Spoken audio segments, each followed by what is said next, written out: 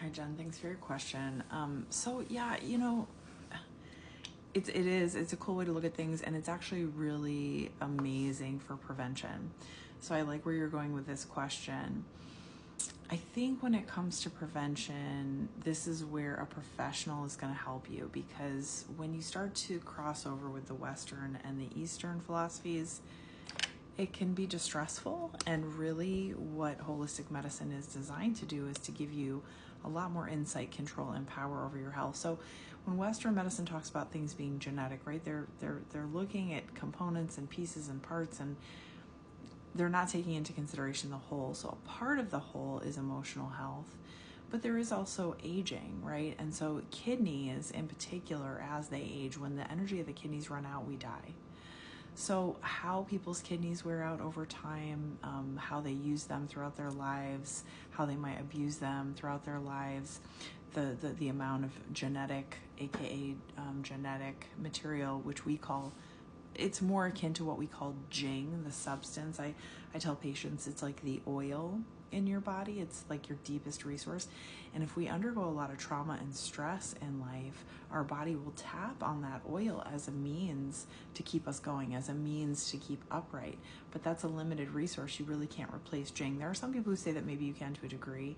You can certainly conserve Jing. This is why people who live like lighter lifestyles, right? It's more their vacation life. They'll tend to look younger and generally, have an easier vibe about them. But some people just have a lot of Jing and they last a long time. So there's lots of things that go into this from a holistic point of view, but certainly from the emotional point of view, right as the kidneys run out of energy, this can begin to affect your overall physical state. So for instance, as your kidneys wear out, our qi, our yang, our yin of our kidneys all go, the memory can go, specifically the short-term memory. That's what kidneys are responsible for.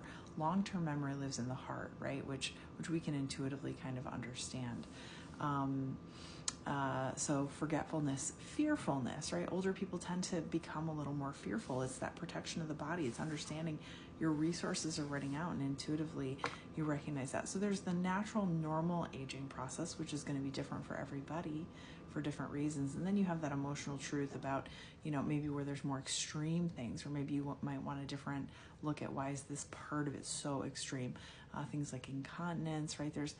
It ranges from physical to energetic to emotional things, and that's going to depend on a lifestyle, on a medical history to give insight. So we have lots of genes for lots of things, but not everything gets turned on. And can things get turned off? I would say yes, absolutely. This is where emotional relevance can really be helpful, because we can cultivate not only strength in these organs, but also mentally we can cultivate strength, and we can conserve to prevent.